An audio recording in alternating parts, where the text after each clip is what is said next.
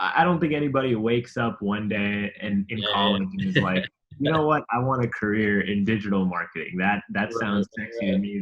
That's what I want my gravestone to have on it. yeah.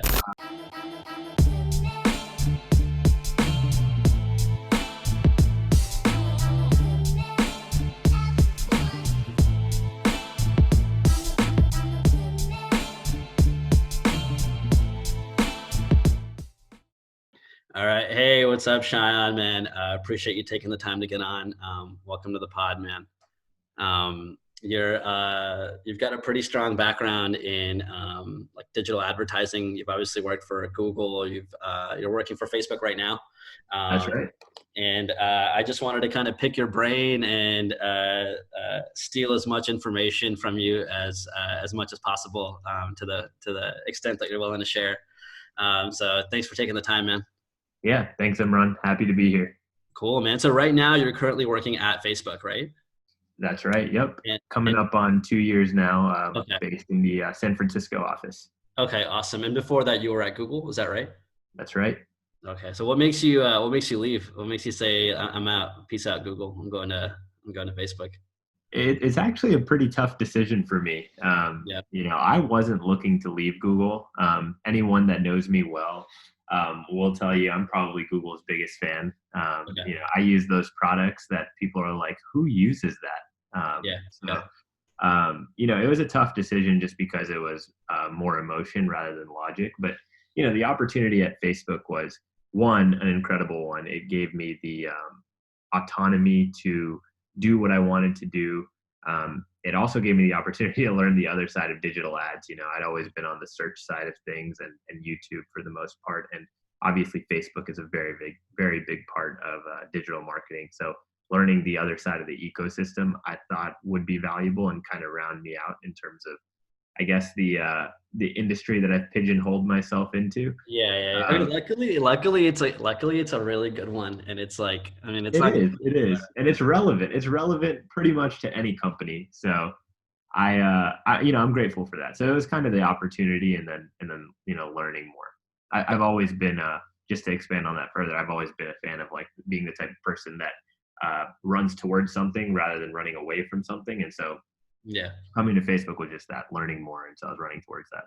No, fair enough, fair enough. And so you said you've been there for 2 years now. When did you start at when you were in college, did you know that this is kind of the area that you were going to like focus in on digital advertising? And is that like an accurate assessment of what the overall work that you're doing is as a digital advertiser? Is that like the right title, Yeah. or is it something else? Yeah. No. Yeah, I would say digital advertising, digital marketing, pretty interchangeable. Okay. No, I mean, I don't think anybody wakes up one day and in Yeah. college and is like, you know what, I want a career in digital marketing. That Right. sounds sexy to me. That's what I want my gravestone to have on it. Yeah. No, man, it was when I was in college. I actually really wanted to be in consulting. So I grew up in Atlanta, born and raised there, went to college there, so spent the first 22 years of my life there. And, in that time, I got to experience a lot of different things. I studied engineering actually for 3 years, and then some things changed on my side, and then I studied business, Okay. or graduated with business. Yeah. And then, for me, I really wanted to do consulting. So I spent some time at, one of the big three consulting firms, focused on like CPG, consumer packaged goods, like literally the worst possible vertical you could be in when it's Yeah. consulting. I was like Yeah. looking at boxes and bottles Yeah. and Yeah. and stuff. Yeah. And that was actually fascinating in the sense that um, I learned that on any given topic, like sure you can understand something at a high level, but when you really dive deep into something, there's a lot of nuances that Yeah. you can pick up on if you just spend your time doing it. So I did that for CPG. Yeah. It was pretty cool. And then I always liked Google as a company. So I applied. I applied to the jobs that I thought were the most entry level, the ones that I could get Yeah. to. Yeah. And it happened to be one in digital marketing. And that's how this journey began for me. And I dabbled in a few different things at Google, but I'd say a majority of the 5 years that I spent there was digital marketing. And, um, I started to become an expert in it pretty quickly. And now this is what I do.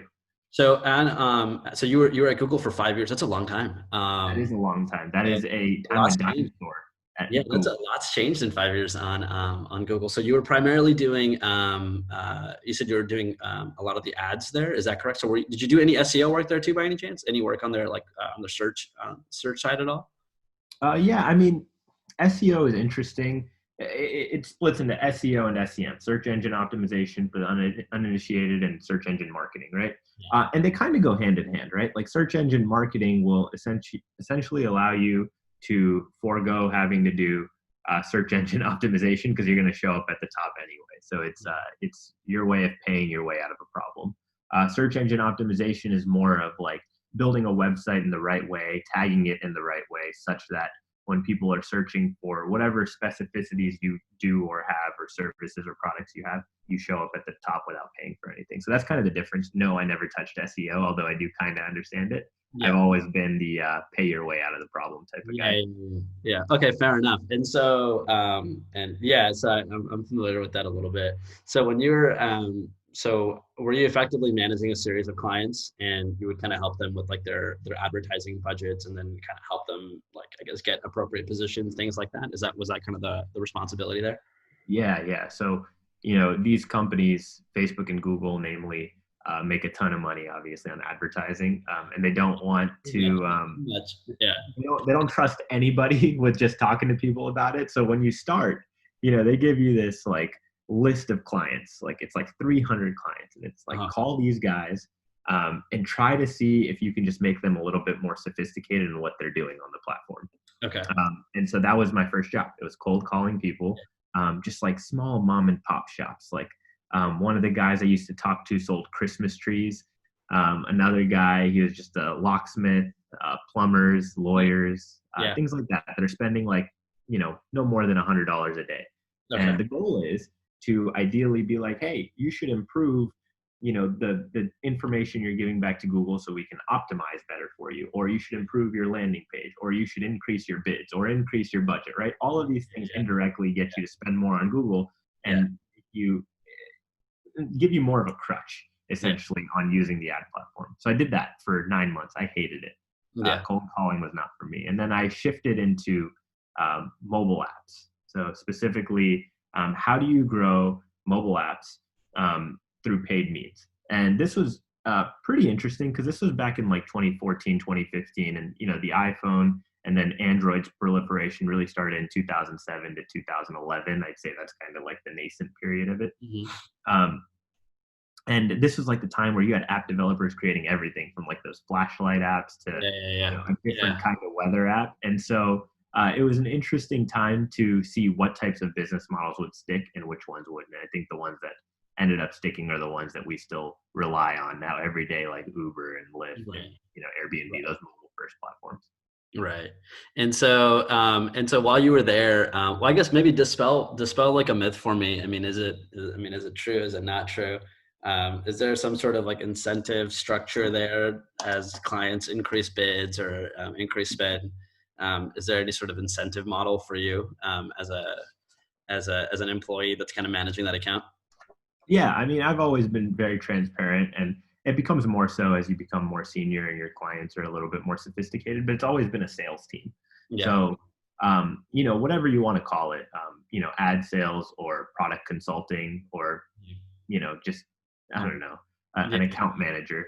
Yeah. The goal has always been like, hey, if you are more successful on the platform, you will inherently spend more on the platform. That will make me look better, and I will be compensated fairly for that. So that's kind of the spiel that I give to everybody. Okay. Yeah. Yeah. Yeah.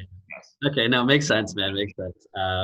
Yeah, because it's like that's one of the things. Like now, if I ever work with anybody, like I'm like, if you end up talking to anybody on the on the Google side, it's like just tread like lightly. You know what I mean? Like don't just fucking do everything all at Yep. once. Is it may cause your budgets to go really really high. Yep. I guess give me some like best practices from when you were at Google on search, if you can remember, because there's like effectively you've got search ads, you've got display ads, the things that kind of show up on that follow like with cookies or whatever, right? So basically, like when you're on ESPN and if you see like that same company again, those would be your display ads, and then you've got your YouTube ads, and I think you've got what, shopping ads. I think those are the four. That's the four breakdown, right? Yep. Do you have best practices for each of those by any chance that you can like remember off the top of your head that you know like a lot of companies maybe weren't doing, where you were like, oh wait, this is like an easy way that they could have optimized a little bit better? Yeah, yeah, for sure. And I will caveat all of this with, Google Ads or AdWords as it used to be called. Now it's just Google Ads. Used to be a very manual thing in the sense that you controlled every aspect of the way your ad looked, what you paid for, what keywords you would type in, so that when people search for whatever it is that you're selling, came up. That has changed to a model of more the two buzzwords in Silicon Valley, AI and machine learning, Yeah. right? And so, these big companies have figured out that, these machines are better at targeting than humans are. And so they've kind of brought that into their advertising platforms. And by these companies, I mean Google and Facebook. I say that all to say that a lot of this stuff is automated now and it wasn't before, but there are still things that you can pull levers on. So, there's always your bids and budget. Yeah. Budget is just how much you want to spend per day. It's like a hard cap of saying, I don't want to spend more than $30 a day or $30,000 a day. Yeah. Then there's the bids. How much do you want to pay for each individual person that clicks on your ad? Yeah. And that can be set as well. And, that's more of like a marker. It's not a hard ceiling. You can get some clicks that are 27 cents and some that are 23 cents if your bid is 25 cents. Right. But it averages out. That's the goal. And then a few other places that I think specifically for search that are super important to look into are the keywords. Now, when you talk to somebody at Google on the phone, they're going to say, hey, you should add all of these keywords because you showed up for it for a couple of times. And I've always been more of the type of the approach where, any given business should be able to define themselves in 25 keywords or less, right? If you have more than that, that's probably too many and you're spreading yourself too thin. You're going to start showing up for stuff that is very like irrelevant to what you're doing. So it's like 25 probably per campaign, right? So you've got like a series of campaigns and you probably do a campaign for each different product type, or if there's like a specific way that you want to target a particular product, if there's like one major keyword or series of keywords that are all related, that would fall under one campaign, I guess. Yeah, exactly. I mean, you can get some complexity with some businesses as they have, a lot of different products and services, right? So it depends. But if you're a relatively like simple person, say you're a plumber, right? I don't know how many different words you can use to describe the services that you offer, maybe unclogged toilets, unclogged sinks. In your city, right? Like in your respective exactly. city, right? Exactly. So I think that's really important for people to realize because, natural instinct is like, I want to show up for everything under the sun that might be related to what someone is searching for. And that gets you to like 1,000 keywords quickly. And that is like not necessary at all. I like to do 25 keywords. They have match types. So there's broad match, phrase match, exact match. I've always been a fan of phrase match because it's like right in the middle of broad and exact. Exact is like, if someone wants to search for plumber, San Francisco, need them today, unclogged toilet. Like that's an exact match. That's kind of specific. It's hard to fall for that. Fall. Broad match is like, if you need a plumber, it's like, oh, plumber in California, under $100. Their name is Randolph. Like all of that would fall into just you searching for plumber. And so I think phrase match is kind of a nice median where if somebody's just searching for, I need my toilet unclogged, you would show up. Do you know if a phrase versus an exact keyword, if there's like a price difference in the way Google handles that? Do you know by any chance? No, technically there should not be. It's all an auction, right? So the beauty of Google is they have these really powerful computers or servers that every time someone searches, it redoes the thinking. And in that thinking, in addition to like the organic results or the free results that show up, those ads go through an auction process. And this all happens in like less than a second. Okay. And so that auction sets the price, and it is totally based on what your bid price is versus what others who have the same keyword in your region are willing to pay. Okay, got it. So it's like a never-ending competition to incrementally raise your price. Exactly. Inevitably. Exactly. I think Google has done it, and Facebook does this as well, but I think Google has done it in a really thoughtful way, in the sense that like say you and I are bidding for the same keyword, Yeah. and you're willing to bid 30 cents and I'm willing to bid 40 cents, right? If that means I'm going to win the auction every time, right? But Hmm. the way that they've made it a little bit more fair so as not to like price gouge or to make this so competitive that the prices keep going up Yeah. is if I win the auction, it's always going to charge me exactly 1 cent more than the next highest bidder. So if you're the next highest bidder, I'm going to pay 31 cents. I'm not going to pay my full 40 cents. Okay, got it, got it. So I guess that makes sense, but how does that relate to so they've got different campaign types, right? Like different budget types, different campaign types. So you've got like target ROAS, which is a return on ad spend. You've got target CPA, was that cost per acquisition, Yeah. which is very similar, I think, to target ROAS, right? I think. Then you've got like what else is there? Like just the manual bidding that you might want to do, like an Yeah. enhance cost per click or whatever. Between the three, was there a particular strategy or a type that you thought was generally most effective, cost effective, and then also most effective for like conversions? Yeah. So, I mean, that's a great question. It totally depends on your sophistication as a company. Okay. Um, but, you mentioned the three that I think are the most important. There's like the one where I'm willing to pay for traffic. That's cost per click. Yeah. Then there's the one where I'm willing to pay for conversions. That's cost per action, CPA, or sometimes customer acquisition cost, other Okay. companies Okay. call it. And then there's ROAS, which I think is the best. It's the most down funnel, and it truly measures the value that you're getting from ads, right? So quickly to draw the distinction between the three, cost per click is like I just want to pay 25 cents every time somebody comes to my website, regardless of what they do. This dude could Yeah. come to my website and leave after a second. Which I was just like the want to pay old school 25 way. I cents. mean, that's what everyone used to do. I think that was like their original. Yeah. That was the only way to do it. Like 10 years Yeah, ago. Right? exactly. But then like quickly you realize, okay, there's like 1,000 people a day coming to your website and they're not doing anything on the Yeah. website. So you're paying 25 cents times 1,000 times for Yeah. absolutely nothing, right? So then they're like, okay, let's change this. Maybe people would be willing to pay $5 for an action. So that's where cost per action came from. And Yeah. that's more of like, okay, this person has come to the website and they maybe bought something, or they gave us their information, or they, Yeah. signed up for our newsletter. Whatever action that is and whatever value that is to you, let's make that what you bid for. And so then people are like, okay, I could pay $5 for every time somebody comes to my website and buys this gizmo. It's like, okay, that's valuable, right? I could pay Yeah. $5 for somebody to give me $10. That's a great deal. I'm going to keep doing that. And then people were like, well, what's most important to me at the end of the day is I'm spending $5,000 a month on They're Google getting and back. I want to get $25,000 in revenue. So Right. how do I just say I want that? And Yeah. that's what ROAS is, and that's return on ad spend. Yeah. And essentially what that means is what is the return on the $5,000 I spend? Is it 5x? Is it 10x? Is it 100x? And so you essentially could just put that multiplier in, and Yeah. it's like, look, I have $100,000 that I'm willing to spend a month, and I want to 10x it. So here's my $100,000, Google. I'm giving it to you. Give me $1 million back, and that's literally what it is. And so So it's have probably you? more sophisticated. So I've had funny conversations about target ROAS with with people in the past where it's like, well, in the beginning, before I think before there was like a target ROAS, or when it was like really in beta, like I think I've like a few conversations I ever had with like a Google rep would be like, you know, how much is your budget? And I'm like, I don't care about the budget. Like, how much do I get back for every dollar I spend? And again, I don't have a business background or anything like that, so I'm like, Right. yeah, how much? Like, I think it's like this Kevin O'Leary bit where it's like your dollars are soldiers. Like they go out and they come back and grab, they come back and kill some folks, and you figure out how many they Yeah, kill. that's some Kevin fashion right there. Yeah, right. So I'm like, yeah, I kind of think the same way. I'm like, yeah, okay. So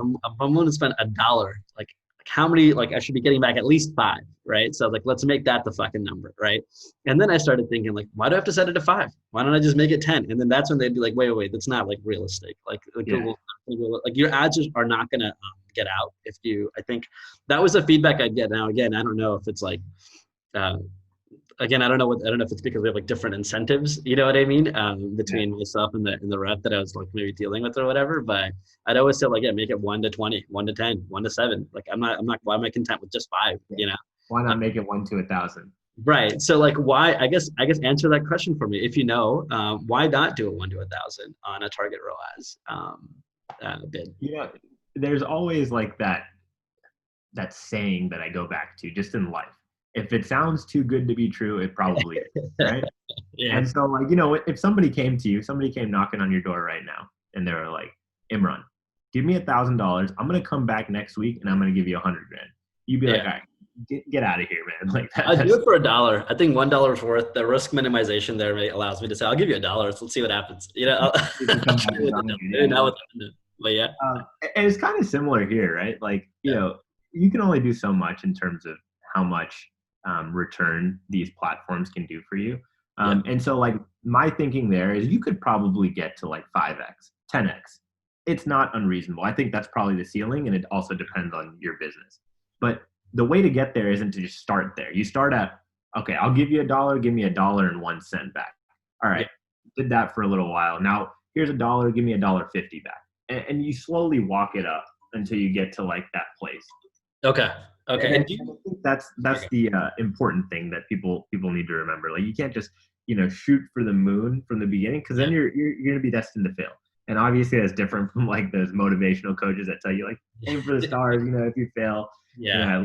at least you died trying. But Yeah. you kind of have to walk yourself up, I think. We actually had a guy in one of our other podcasts. His name is Junaid. He does a lot of work on Amazon, and he's like done over like I said 100 million, but I think it's like way more than that in the last like 10 plus years. And so he was saying, you know, one of his things now is like, don't aim when you start off. Don't aim for like 100. You know, don't aim for like $1 billion business. Like, start a little bit smaller. Otherwise, you will be disappointed, because it's very hard for your first business to be $1 billion business. You know, I think Yeah. the same principle applies here. You can scale up. So I think maybe start slow and then work your way up to whatever your goals are. Do you have an approach where, like, do you think that this would be a good approach where you launch similar campaigns, same keywords, but with different auction types or different campaign styles, different like, would that be effective? Would that be like cannibalistic? What would you think about something like that to kind of Yeah. test which style is working best for you between the three? Yeah, that used to be a big no-no, just because at the time Google wasn't as sophisticated as like making sure that this campaign stays out of the auction because this one is, even though they're being funded by the same person, right? So now it is sophisticated enough for you to do those types of tests. The only caution is, right, when you're doing 2, 3, 4, 10 different types of campaigns, you got to put, you know, X amount of budget behind each one. And Yeah. so what that means is you're not putting all of your budget behind one. And really, when these things are successful is when they have more budget. So going back to the statement you made earlier, you always have a Google rep say, hey, put more budget behind it. The Yeah. reason is the more data that these machines get, the better they can optimize, right? Yeah. And so data essentially means dollars, right? If you put $500 behind one campaign, it's better than putting $50 behind 10 campaigns, because that one campaign will be so much better optimized than those other ones. It'll be performing 10 times better than those other ones. Okay. So let's So say, those learnings are important. got it. So if I'm starting out right now, which campaigns type would you recommend as like a first crack? If you're going to try to figure out if something is effective working or not, between like the three major ones that we just talked about. Yeah, I mean, if you're doing search, I say always start on target CPA, right? Target. Okay. And give it like a reasonable number. Like, if you're selling a product, I don't know, say you're selling furniture, and Yeah. say you're selling beds or bed frames, and you sell them for $500 each on your website, right? Then when you say, okay, I'm willing to pay $5 per person for this $500 product, it's likely not going to happen. That's just it's a very expensive product, and you're bidding very, very low. So Yeah. I always say start out at like roughly 60 to like 2/3 of what the cost is or what you're selling is. So if you're selling something for $500, multiply that by 2/3. That's like what, $367? I don't know. Hopefully no one's checking my math, but make that your bid. And say you're willing to pay, that amount of money to get this $500 sale, and then walk it down slowly. And you can walk it down slowly, but it's important to get those learnings first. Because if you're doing things that are not achievable for the algorithm, it's not going to learn anything. So you got to do it in like a reasonable way.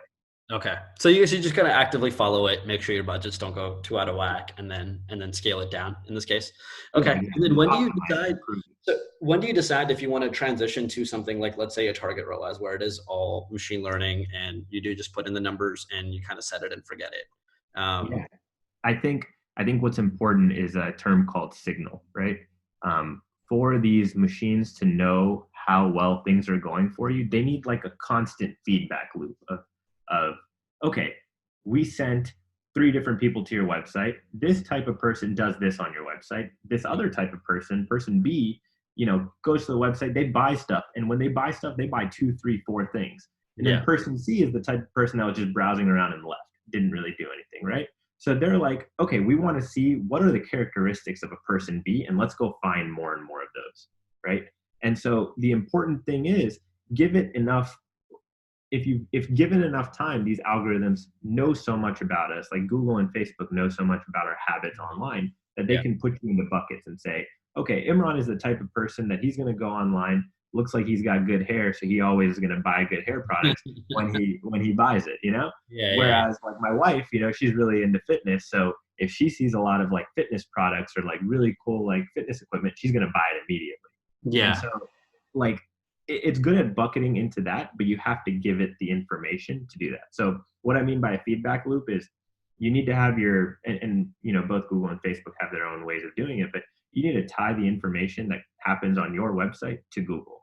So what that means is have Google Analytics set up so that information is being sent back if you're on Google, and then on Facebook, it's the Facebook pixel.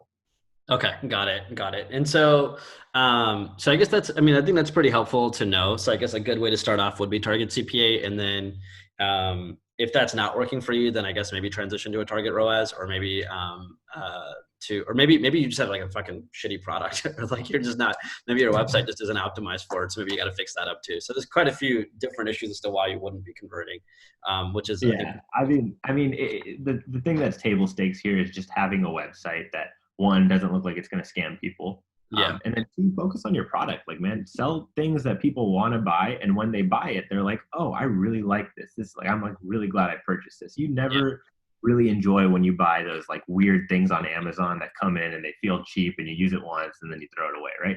Like nobody wants to pay that kind of money for low quality stuff. So it's important to focus on those two things first. Yeah, no, I totally agree, and that's actually an interesting point too. It's about like Amazon and like these other platforms now where people are actually selling most of their product. I think it's like, I don't know.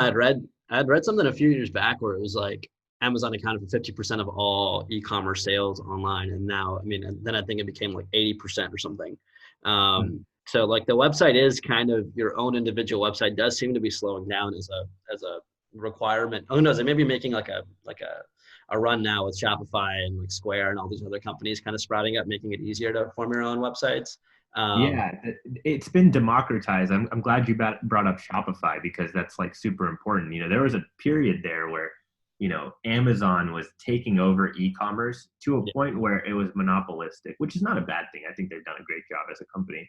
Yeah. But they charge this Amazon tax is what they call it, and it's like they take X% of every order, and if they manage your fulfillment as well, meaning you keep your product at their warehouses and they do all the fulfillment and it's Prime eligible, then they take a pretty large cut. So it makes your margins razor Yeah, thin. you're looking at like at least a third, like at least a Yeah, third of it's your crazy. product. It's like 30%. It's no joke. It's a lot of money. And Yeah. so Shopify and like Etsy and all of these other platforms have democratized that in the sense that if you have a high quality product, you can build a company just based on this platform and paid ads through Google and Facebook. Right. Exactly. No, it makes sense. And I guess a few more questions on Google before we transition into Facebook. What metrics were you looking at? Because I think for me, when I'm looking at like one of the conversion goals that they would always have, or goals that they would always ask us at Google, and also it was like fucking conversions. I don't care about anything else. Like what does that even mean, goals other than conversions, right? So is that short-sighted thinking? Are there metrics that you think that are also really helpful that people should be looking at that maybe they aren't focusing on as much, whether it be like quality score or bounce rates, any of that stuff? Yeah, no, everyone you ask will say something different. Obviously, at the end of the day, conversions are the most important because that tells you, what happened. But like, there are other things that you should focus on, like cost per conversion. Obviously, is pretty important. That's just a function of, conversions divided by how much you spent. But then the other more interesting stuff, I think, is like the rates and the shares. So what I mean by rates are your impression rate, your conversion rate, your click-through rate. And what these things tell you, these are like minutia, but they tell you such interesting things. Like your click-through rate essentially means the amount of clicks you had divided by the number of impressions you have. And what that is indicative of is, okay, when somebody searched for whatever it is that I'm selling, my whatever I wrote in my ad was somewhat relevant to what they're looking for in Yeah. such that they wanted to click on it. And then the same thing with conversions, the same thing with like impression shares, which is just the number of impressions you get relative to your keyword. Yeah. And I think those can give you kind of an indication of at least how you're performing at a 30,000 foot level on Google, specifically for search. Okay, got it. And yeah, I think that's good. I think that's like I think the impression rate and I think the click through rate. I think all of those are really really really important too, no doubt. Because I think if you're because obviously you want to look at conversions, but then you want to look at like is it making sense for you? Is it not making sense for you? Are you paying too much? Are you not paying too much? Are you leaving out specific keywords? Are you showing up enough for the keywords that you're trying to bid for? So on and so forth. Yeah, is your copywriting sufficient? And then when they get to your site, I mean, maybe they came for the wrong reason and they bounce, right? So there's like, I guess you're right. There's a lot of other smaller things that go into that final conversion. And then I guess, there's like so many things to talk about with Google, but I guess my last thing will be, maybe we'll have to do this some other time just on Google alone. We'll be on YouTube ads. You said you'd work specifically on YouTube. Because now that you're at Facebook too, I mean, they're both video heavy ad platforms now. So what was your experience like with Google, with YouTube ads? Is that underutilized? Is that overutilized? Is it as good a converter as search? Should people be spending more money on it? And then what's kind of effective on YouTube ads? What do you kind of a lot there, but kind of your experience overall with YouTube? Yeah, I mean, I think YouTube is a very powerful platform. I have a couple thoughts there, and then I'll give you. I have a couple of details there, and then I'll give you my thoughts. So the first thing I think that a lot of people don't realize is the second biggest search engine known to mankind on planet Earth is YouTube after Google. Yeah. And so people go there to learn a lot of things or learn how to do things, right? Yeah. And so there's a lot of value in that. The reason that Google has been so good at what it does is it can capture intent better than anyone else because you are literally you're telling Google exactly what you're trying to find. And then YouTube does the same thing, right? But the ad type is a little bit different. It's a video ad rather than a search ad. Yeah. So what that means is I think creative is a little bit more important, and creating a video ad is a lot harder than creating, a few words of text. Yeah. And so that's a big blocker. But if you can do that well, YouTube can work great for you. That being said, I was, I keep up with how these tech companies are doing and their advertising revenues. And, I listened to the last Google earnings call, which was just a couple weeks ago. And they mentioned that YouTube YouTube ad revenue was significantly higher year over year, like higher than it indexed higher than anyone expected it to. Okay. And when you think about this kind of makes sense because most YouTube ads are brand related. So it's brand advertising. It's the type of ads that you see on TV. And there's a lot of value to that because if you're a big company like Delta Airlines, you're not going to run ads to sell a plane ticket.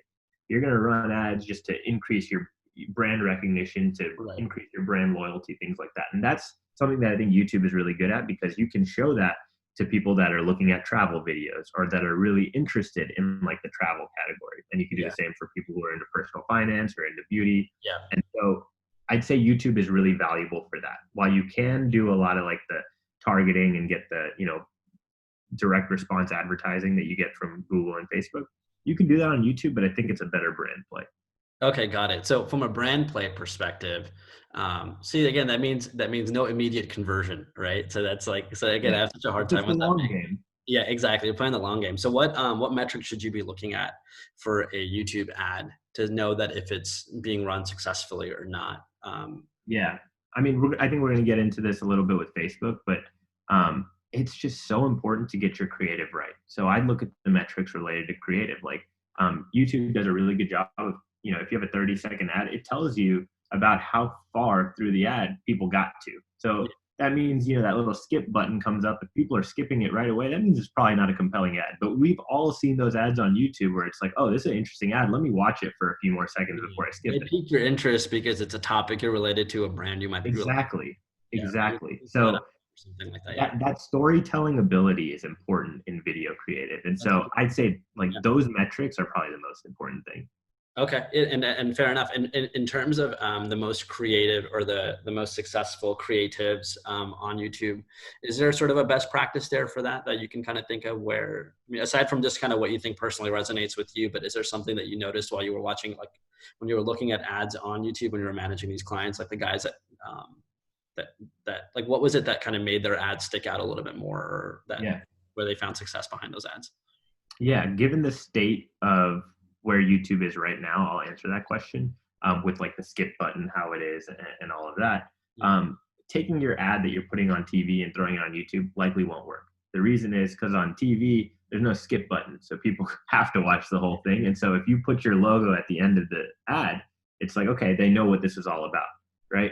But on YouTube, since people can skip it after 6 seconds, really the idea is you want to get your brand in early. So if I'm a big company or Yeah. even a small company, but if I'm a company that has some recognition, brand recognition, I want my name of the company to be there very early on or watermark so it's clear Yeah. what this advertiser or who this advertiser is to the person that's watching it. So that's one piece. Two, those like ads that are more than 30 seconds, they never work. Honestly, you can tell the same story that you're telling in a 30-second ad in 15 seconds. That sounds hard, but you can do Yeah. it.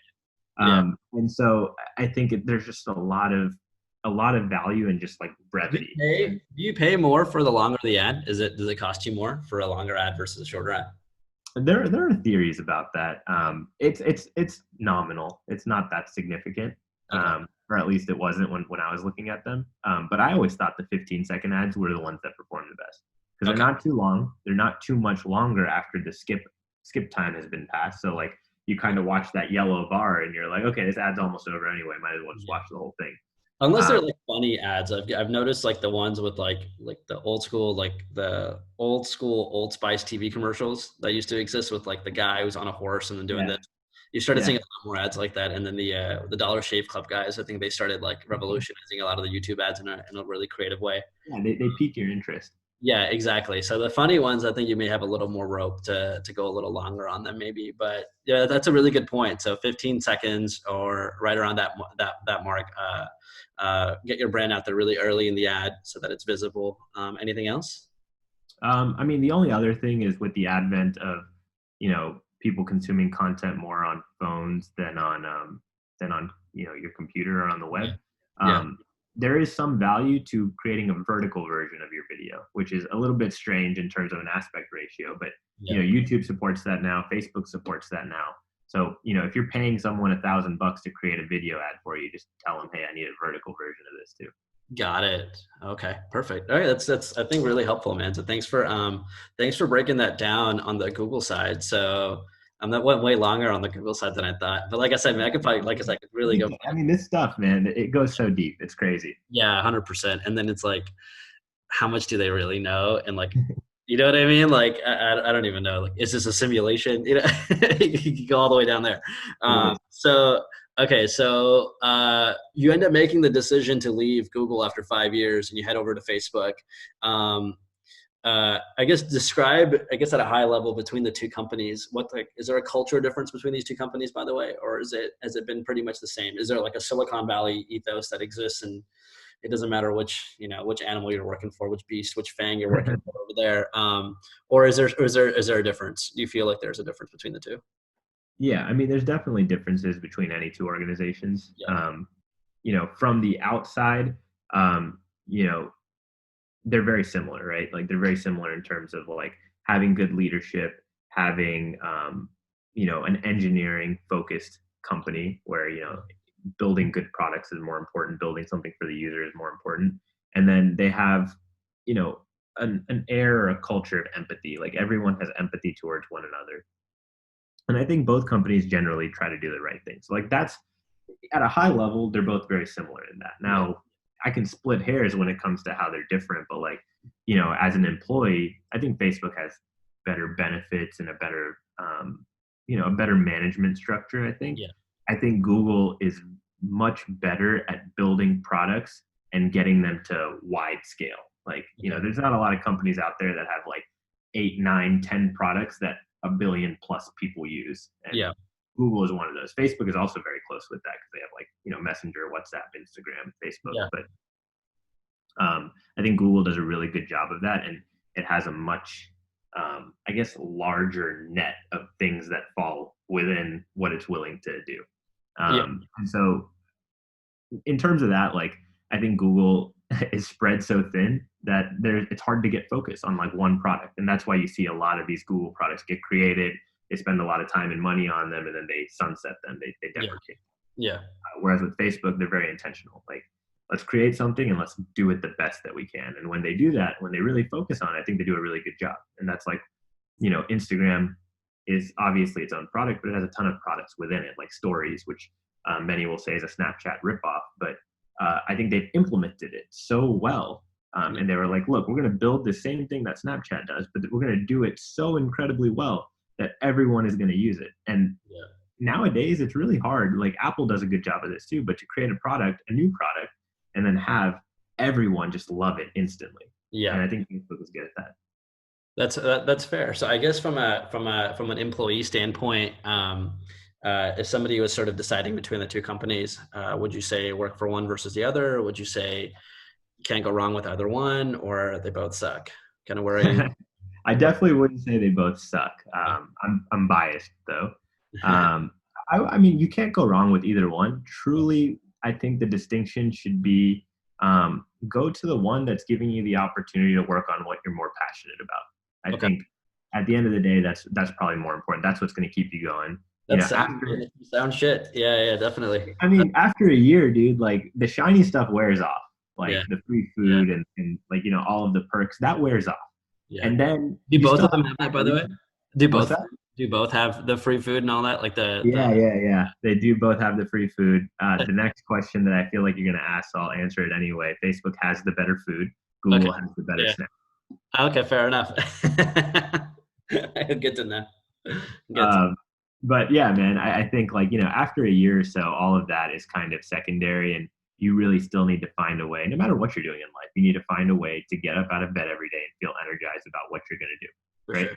For sure. And so I would just go where your passion is. Makes sense, man. So I guess let's get into what it's been like at Facebook for you. So similar style work, I'm guessing. Are you doing managing a series of different clients and managing their ads and their accounts? Is that kind of your role right now at Facebook? Yeah. Yeah. It's really similar to, I mentioned the app developer role at Hmm. Google where I was working with a lot of mobile apps. So, the team I'm on now is kind of that, but it's not focused only on mobile apps. It's just a lot of up and coming businesses. And so it's really cool because you get to see a lot of interesting business models, and you get to see companies that are, post Series A, Series B, but pre-IPO. And that I think is the most interesting part of any business, because you're kind of at that point where people are willing to give you money because they believe in your product, but you haven't quite made it where you're, on the, New York Stock Exchange. Yeah. And so like that period of time is so formative for these companies, and you get to be at least a part of their growth strategy to go from, Series A, Series B to hopefully a multi-billion-dollar company.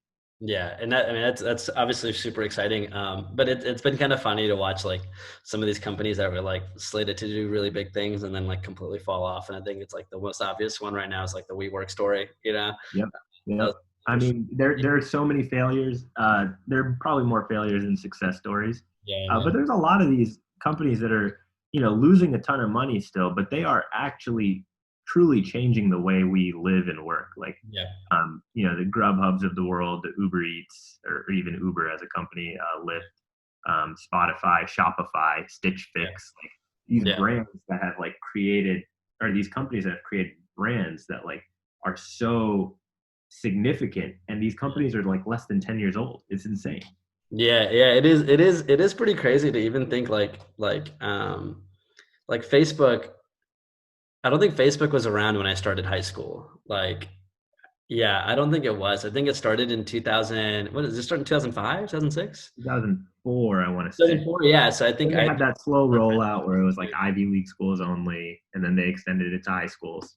yeah, yeah, okay, yeah, exactly, right. So yeah, it is crazy to see how fast things have how fast things have gone, and even with Facebook, it wasn't even an ad generating platform. early on. You know what I mean? Like even when that happened, it was like, wait, what? Like Facebook is running ads now? Facebook has gone public and they're running ads? Yeah. Interesting. Let's see where this goes. And obviously now it's become huge. So I guess at Facebook right now, generally when you're managing an ad, when you're managing an account right now, I guess it's broken up into the same kinds of things, right? You're looking at conversions. You're looking at it's is it do most of the clients that you're working with right now, do they do video ads? Do they do like carousel ads? Do they do image ads? Like kind of what's been like the trend that has been most successful for most people in on Facebook for you that you've noticed so far? Yeah, you see the whole gamut, definitely. I think there's more of a shift towards video lately, Hmm. and that's specifically because of like two or three things. One, data is a lot cheaper, so when you go through Instagram and you're scrolling through your feed, you'll see a bunch of still images, but you'll see some video in there. But where Yeah. you're going to see mostly video and less still is stories, right? You see less people just showing pictures on stories and more of like the environment that they're in and trying to immerse you in where they are, and that's generally a video creative. So I think like with the ad types, video has become a lot more interesting, and it's vertical video actually that's become the most interesting, like something that's just shot on your phone, Yeah. or looks like it's shot on your phone. And so that's probably the place where I'd say most of the companies I work with are shifting to, or at least putting priority. Okay, got it. And so there's on Facebook, the way you would typically create an ad, you've got your creative, which is I guess in this case, let's say a video. Then you've got figuring out who you're going to send this video to, how long your video should be, and then I guess the clicks or whatever it is that kind of goes into this, right? So I guess in terms of deciding who you're going to send your videos to, who should be seeing your videos, deciding that audience list, best practices there for figuring out. Say you're selling a brand new product, you've got no existing user data to rely on. How do you decide what your audience should look like? You may have some Yeah, intuition, right? So like I guess kind of can you kind of walk me from intuition to like best practice maybe? yeah, for sure. So I think like in the early days, Facebook was very, very good at targeting, because when people signed up for Facebook, You gave you gave everything. Yeah, Facebook, you gave it all away. Yeah. yeah, you gave it all away. You told Facebook where you live. The When you books, the post, you told movie. them where you are. You told them who you're friends with. Yeah. Uh, and so it was like very easy to say, okay, I want to target all of the employees of X company because Yeah. they essentially told us that they all work at this company, or I Yeah. want to target everyone in Atlanta, Georgia, because Yeah. I know they live in And then Atlanta, income brackets too. I think you could even target you. I don't know if you can anymore. I think you used to be able to yeah, target income brackets too, right? yeah, and that's a little bit more implied, based on your degree or what school you went to, what company you work at, what your age is, things like that. But just the fact that you have somebody's age, location, name, and connections, like there's a lot of value just there, right? Yeah. Yeah. So it used to be really valuable to like pick and choose your audience. But if you're more sophisticated, and by sophisticated I mean spending more than like $5,000 a month, you should get to a place of what we were talking about with Google, where you're doing that target CPA stuff, Yeah. right? And then what that means is you're giving Facebook or Facebook's algorithm really, free reign on targeting to the people that it thinks it's going to convert on. And these algorithms again are so good that you don't really need to do any targeting. Just target everybody in a location. So say you want to ship your product, whatever product you have, to the US only. Just target the whole US and say, I have this product. I set up my pixel so Yeah. that I know, or Facebook knows when I'm getting sales and when I'm not, based on which users they're sending to me, and Yeah. let it figure it out. And Okay. when you give it like this full autonomy of like, okay, here's my product, here's some So I'm pictures of selling, my okay, so like say I'm selling like a rolling pin, right? So I wouldn't go in there and specifically say like I'm gonna target anybody who's a fucking chef or a mom or whoever else that I know that would be more inclined to, I mean, without making stereotypes, but like more inclined to cook, you know what I mean? Or people in culinary school or something. I wouldn't do that kind of targeting. You wouldn't recommend doing that upfront. You would say instead to set a budget and say, I'm going to ship this product all over the US, let it run. Yeah, yeah. As long as you have the piping set up with your pixel and you're saying, hey, I want to pay, you know, $50 for every person that buys my $75 rolling pin. I don't know what kind of rolling pin you're selling, but it's an expensive one. Yeah, Yeah, I made a goal. I would say yes, definitely, because no matter what you think, like, I like cooking, but if I saw an ad for a rolling pin, I wouldn't buy it. But you targeted me and you wasted your money targeting me, right? Right. Like that doesn't, whatever you think isn't necessarily always true, right? And the things that you're missing out on are behaviors on websites. Okay. You can target, maybe you could target chefs, right? But let's assume, again, not to be stereotypical, but let's assume that chefs don't make a lot of money. So they don't want to buy luxury kitchen equipment when they can go to like their restaurant depot and buy it there, Yeah. right? Yeah. So you're assuming that, okay, this person likes cooking, they're going to buy this, but no, this person likes cooking, but that doesn't mean they're going to buy this because they know that they can get it elsewhere for cheaper or better quality or whatever else they're looking Yeah. for, right? Yeah. And so Facebook's algorithm has literally so much information about everybody that it can figure out that this person that's literally only ever bought on the internet action figures and video games, that's the person that's actually going to buy this damn rolling pin.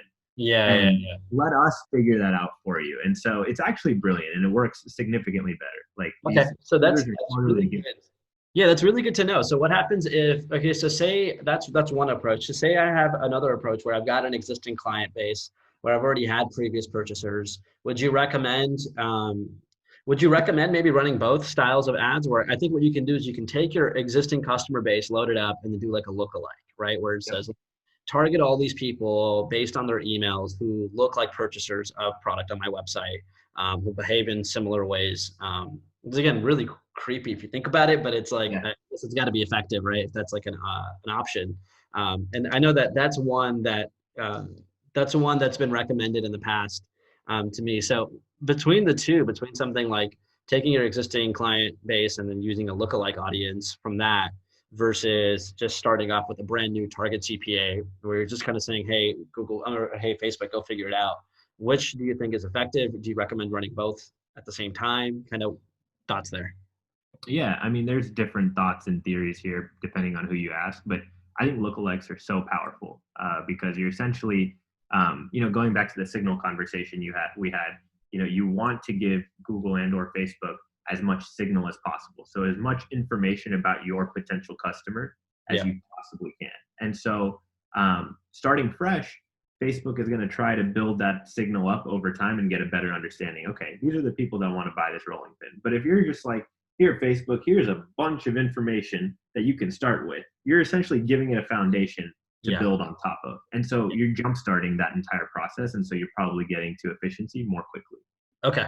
Okay. Got it. So maybe you don't need to run both. If you've got a lookalike, stick with the lookalike, save yourself the budget of having to relearn, having to Facebook, having to relearn kind of what a consumer looks like. So that's helpful to know. Um, in terms of in terms of target CPA and kind of launching your ad for the first time, there's this thing that everyone always fucking says, and it's like it's in learning, and it's like I get that it's in learning, but it's costing me money, right? Every day that it's in Yeah. learning or whatever. So at what point do you recognize, all right, man, this ad is not working? And at what point do you say like, okay, let it learn while still thinking like, okay, like I'll give it maybe a few more days, but now I've obviously spent enough money. This is clearly not working. Like in your opinion, like where do you think is a good cutoff point for most companies? So that they're not like being reckless with their budgets and that they can maybe retarget and, use it towards something more effective. Developing a new creative or whatever it might be. Sure. This is a conversation I have literally all the time. Yeah. And the short answer is, if it feels like it's learning and it's learned enough to know that given the parameters that it has or the parameters that you've put in terms of your bid, your budget, how much you're willing to pay, after a certain amount of conversions, it's going to stop doing that. So what is that certain amount of conversions? What, like, our technical answer, what I tell most clients is give your campaign or your ad set enough budget to get 50 conversions within a 7-day period. And why 50 and why within 7 days? Yeah. Well, because 7 days is really how long the algorithm looks back on. Okay. So what that means is, you could have been running, say, the same Facebook campaign for the last 52 weeks, for the last full year, right? It's really only basing its algorithm on the last like 14-ish days, but really on the last 7 days. Okay. And so Okay. all of that other previous stuff, it's built on top of, over time. And so it's gotten smarter and more optimization, but Yeah. its most recent data is its most valuable. And Okay. so that's the first piece. That's the 7-day piece. And then the 50 conversions, you want to essentially give it the ability to get to 50 to get out of that learning mode. 50 is kind of the magic number. Obviously, it can be 40, it could be 60, but 50 Yeah. is kind of the average that we've come to. So, what does that mean? You essentially want to give your campaign enough budget to have 50 conversions in a week. So that means your budget over a week should be 50 times whatever the target CPA you have. So Yeah. if you have a target CPA of 100 times 50 is 5,000. You want to give the campaign $5,000 at least to spend in a week. So 5,000 divided by 7. And Okay. that's kind of how you should think about your budget. If you're going lower than that, you're going to be exactly where you mentioned, where, oh, this thing said learning, this thing said learning, this thing said learning, and then it fell off a cliff and it died. Yeah. You Yeah. Yeah. need Yeah. to give Okay. it that minimum threshold. Fair enough. So I guess before you even invest in doing that, so you've kind of hit up on what a good audience approach would be to figure out what's going to work, what may work for you.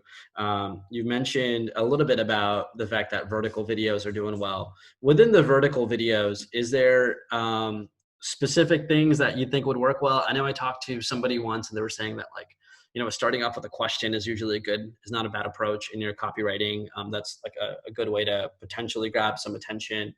That's in the copywriting for the ad though, but I guess sort of maybe best practices for what you've seen work well for videos, and then also for the copywriting that goes along with those videos. Yeah. So let's talk about Instagram stories, right? Yeah. I think with the copywriting, we've seen all sorts of things work, whether it's like sensationalism or other crazy things that catch attention. But Yeah. stories, I think, is a really interesting place to be right now because I think I know that stories is obviously a very big piece of Facebook, but it's also one of like the growth engines in terms of people are posting more on stories now than ever before. Yeah. And so that's where a lot of the new content is, and that's where a lot of the new consumption is. And so when you're creating an ad, a vertical video ad, specifically if you're creating one for stories, the best things to do are to try to make the ads look like it's your friend's story. So include all of those extra pieces. So include those little polls, include those little stickers that make it seem as though this ad was almost created on a phone and it's like totally organic. Yeah. That Okay. is like the most successful stuff. And that's also an easy way to get engagement. Like I see Delta do this a lot because I keep coming back to Delta, but I follow them on Instagram. So I see their ads a lot or I see their organic posts a lot. But you'll see if you ever scroll through their stories, it's like, would you rather go to Hawaii or would you rather go to Spain? And it's like they have the poll and you click one and they're getting a ton of engagement Yeah, out of it. So like, that's really those smart. things are valuable. Yeah, and that's I guess, and that's a part of building the funnel. So I think that's a really good. I appreciate that tip. Did you have any more? I didn't want to cut you off on that, but that's a really good one for sure. No, I mean, I would just try to utilize as much of those things as possible Yep. within the story. Okay, Try fair to enough. keep them short and sweet. No reason to like make them a minute long. Like you can get away with 15 seconds and be fine. Same thing. Okay. All right, man. So I think again, helpful tips on that one. Color schemes, any of that stuff. I know. I think I'd heard on like Pinterest or something. You got to go with like red or blue, or red does better or something. I mean, do you believe in any of that? Where it's like That's certain. so interesting. No, I mean, I don't have any tips there. I'd say just use the colors that match your brand the most. Or if you're a food company, for whatever reason, red and yellow make people feel hungry. I think that's scientifically proven. So do that.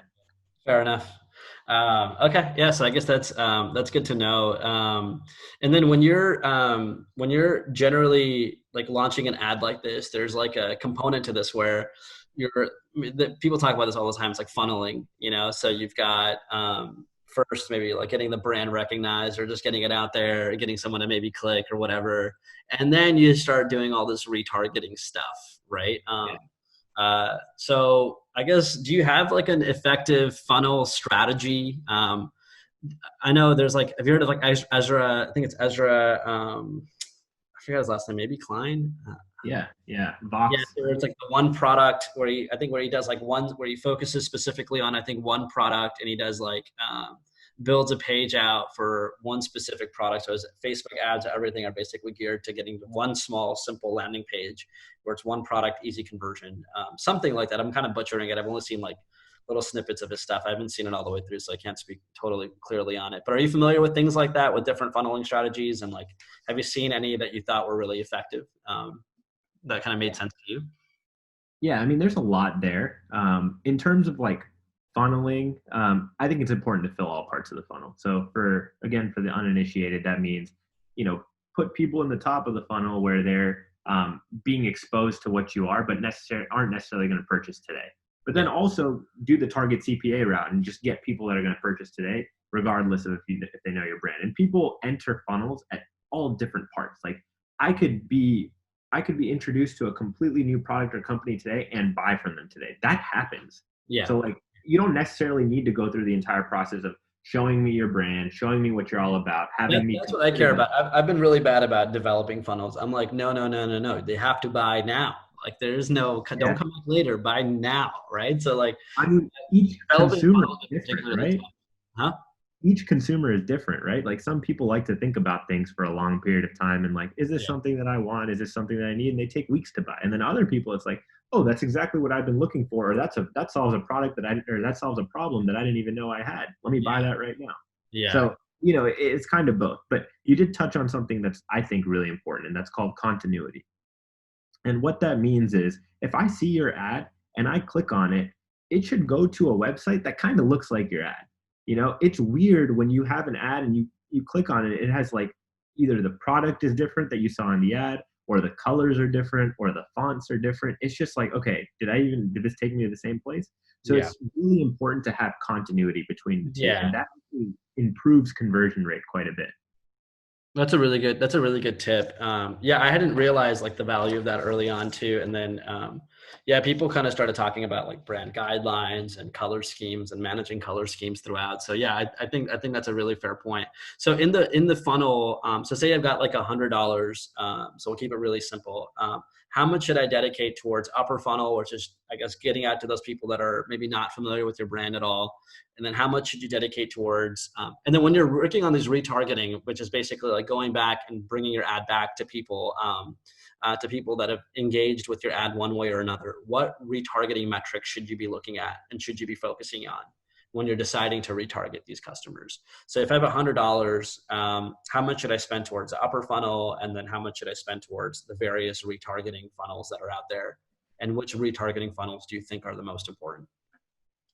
Yeah, that is a loaded question, and I'll be honest with you. There's no straight answer. Like, there's no clear answer. You kind of got to just test all of it. You got to Yeah. test all of it. I would, if the most important thing from the outset is sales, I would start by getting the lowest hanging fruit. Target CPA, try to get sales, and then when that feels like it's drying up or it's getting more expensive, be like, okay, let me put people in the top of the funnel. Let me just get leads. Let me collect information so that I have like this massive list of people that might be interested in this product or service that I can retarget to over time and then maybe convince them. Yeah. Right. I think it's less of like, hey, put X percent here, Y percent here, Z percent here, and more of like focus on my priorities and then slowly expand as much as I can. Yeah. Okay. So when we talk about upper funnel, so correct me if I'm wrong. The assumption is that you can do that through two ways: through either target CPA, where you let Facebook kind of go out there and kind of guess who might be engaging with your particular ads. Is there something else that you can be doing also to potentially get your ad out there in an effective way, where you can get engagement, where it's not just or does it just go back to you kind of picking your interests and guessing what the interests are? Like, what is like the best way to cast the widest net in a most Yeah, cost-effective way for the upper funnel? I think it has a lot to do with the objective that you have on the campaign or the ad set, right? So Okay. the objective, you can have like a purchase objective, and that is essentially a conversion. But you Yeah. can also, for a completely different ad set, you can say, okay, the objective of this one is I want leads. And so what does a lead mean? I just want this person's name, their email address, and maybe a little bit of information about where they are. Yeah. And that is the objective. And that can also be considered a conversion for you, Right. but Right. it's easier to get a lead than a purchase, and so it'll likely be a lot cheaper. Got it. Okay. That's fair. So I think that's, again, good to know that there are different approaches that you can take. Obviously, I think the point that you mentioned earlier about doing target CPA, starting with that is a good approach if you don't have an existing client client list or whatever, and then kind of letting Facebook figure that out for you. And then if you do have a client list, leveraging that for your lookalikes to the best of your ability, because that's going to get you obviously a tremendous advantage, right? It's going to give you it's going to speed up that process quite a bit. I guess today, what are some, I guess, kind of to wrap it up, I guess, maybe some of your best practices that you think for Facebook ads that people should be doing today that they're maybe not necessarily doing as much, or the things that you've seen companies do really well that you think others should be maybe doing when it comes to just Facebook as a whole? Yeah. Yeah. I mean, I have a ton of best practices, but I think the biggest ones are improving your signal as much as you can. So make sure your pixel is set up and you're passing back as much information as you can or you're comfortable with. That's super valuable. That's probably one of the biggest pieces. And then there's a few features that I think are really, really important. Okay. CBO is campaign budget optimization. And so what that means is, you're essentially giving Facebook, like you're saying, here's a budget, Facebook, you spend it across all of these different ad sets the way you deem fit, right? Okay. And giving Facebook like that flexibility is super important. And then the last piece is there's another checkbox when you're going through the flow of creating an ad called auto placements or automatic placements. And what that means is you're again giving Facebook Ads Manager the ability to say, okay, I want to show ads on Instagram to this person or on stories here or on Facebook here, whether it's to the same person or to different people. So it can, again, have that flexibility to spend money where it thinks it'll get the conversion. Okay. And so I think those are like the simplest ways to really maximize performance on Facebook. And sometimes that's a little bit scary because you lose control. I think that's the thing too. I think control. Losing control and not having access and like a clear understanding of what's happening with your budget. That's why I've always been reluctant to do things like that, to be perfectly honest. It's just because of the fact that sometimes there is a competing interest. I think the end goals are the same, obviously, for both companies to make money. And then that can only happen if, the smaller company survives, obviously. So there's the incentive to see the other company survive. But, 98% of all businesses fail within like 10 years. So it's like, what is the long-term incentive in seeing this company succeed? Which I don't know if anyone's thought about, and I don't think it's these larger companies' responsibilities to think about that. That's the one thing that I'm always a little bit reluctant to, is that, to feel like you might get like bled dry real fast. You know what I mean? If you do relinquish kind of all control. No, man, that is the pushback that we hear from small companies that are just starting up, to even more sophisticated, larger ones that are well funded. But truly, it works. If I were to start a company and I was selling something, these are the exact things that I would do on day one. That's, I think, really, that's a good, it's a ringing endorsement, man. So that's good. I'm glad to hear you say that. And then I guess the last question that I had for you, were there any other best practices? No, man, those are kind of the main ones. There's CBO was the other one. Auto placements. Mm-hmm. Anything else other than that one? And then just make sure your pixel is set up properly. Okay, got it.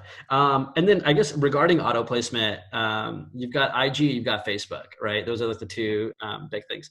Do you still see value in doing Facebook ads? If you've got like a sort of say you got a product that you're targeting like a younger niche audience, or like a younger audience, like a millennial audience, do you recommend running Facebook ads, or do you? Because I know that kind of goes against the automatic placement that you just kind of mentioned. Do you think you can maybe save yourself some budget and just go straight to IG on something like that? Do you know if IG converts better? Kind of what are your thoughts there between the two? Yeah, just at a high level, I do think IG, for at least for a younger audience, is a little bit more premium in terms of the costs. So it costs more, but it converts better for a younger audience, right? But that's not to say that Facebook doesn't convert.